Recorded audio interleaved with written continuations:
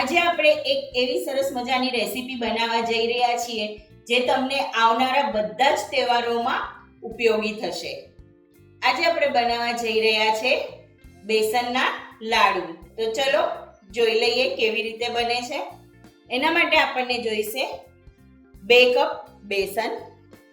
અહીંયા મેં નોર્મલ આપણે જે બેસન વાપરતા હોય એ જ લીધો છે. 4 ચમચી ઘી લઈએ છે.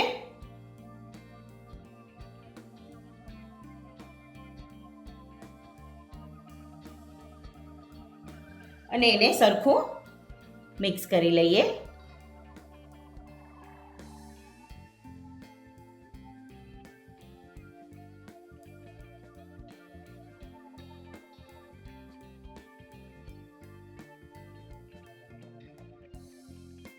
સરસ મિક્સ થઈ ગયું છે.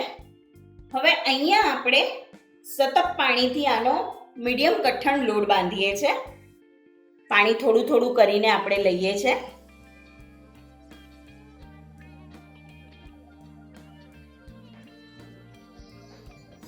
લોટ સરસ મજાનો બંધાઈ ગયો છે. હવે આ લોટના આપણે મુઠિયા વાળી લઈએ.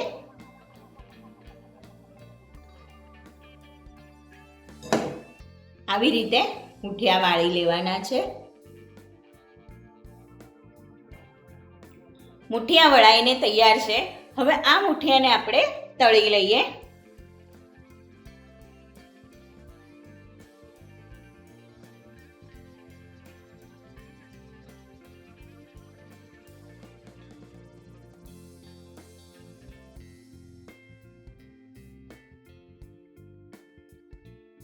ગુલાબી રંગના થાય અને થોડા ક્રિસ્પી થાય અહીંયા મેં આપણે ઘી ગરમ તળવા રાખી દીધું છે.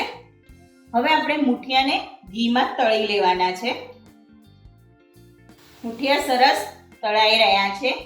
એક વાતનું ખાસ ધ્યાન રાખવાનું છે કે આ મુઠિયાને મીડિયમ ફ્લેમ પર જ તળવાના છે, નહીં તો અંદરથી કાચા રહી જશે. મુઠિયા તળાઈને તૈયાર છે. આવા ગોલ્ડન કલરના તળવાના છે. હવે આપણે એને ઠંડા કરી અને મિક્સરમાં પીસી લઈએ છે. હવે આપણે અહીંયા ચાસણી તૈયાર કરી લઈએ. મેં 1/4 કપ સાકર લીધી છે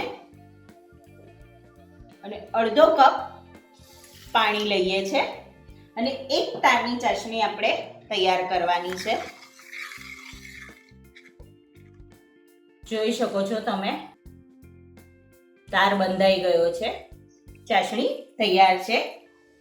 આપણે મુઠિયાને ક્રશ કરીને તૈયાર કરી લીધા છે.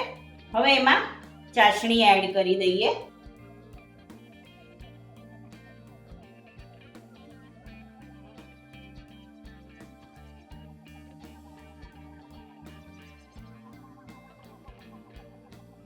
અડધી ચમચી એલચીનો પાવડર એડ કરીએ છીએ. 2 ચમચી ઘી લઈએ છે.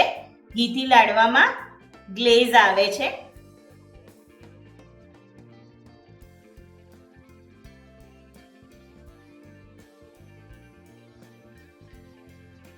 હવે લાડવાને વાળી લઈએ.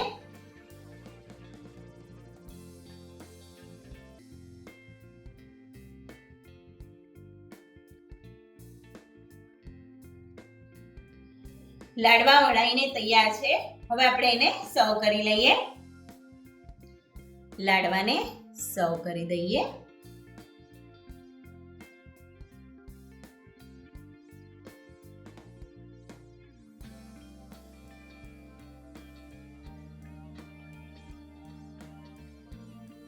ઉપરથી આપણે પિસ્તા મૂકી દઈએ. તો તૈયાર છે સરસ મજાના બેસન લાડુ.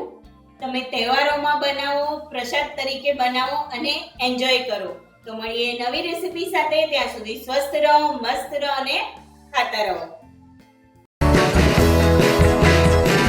લાઈક કરો, શેર કરો, સબસ્ક્રાઇબ કરો.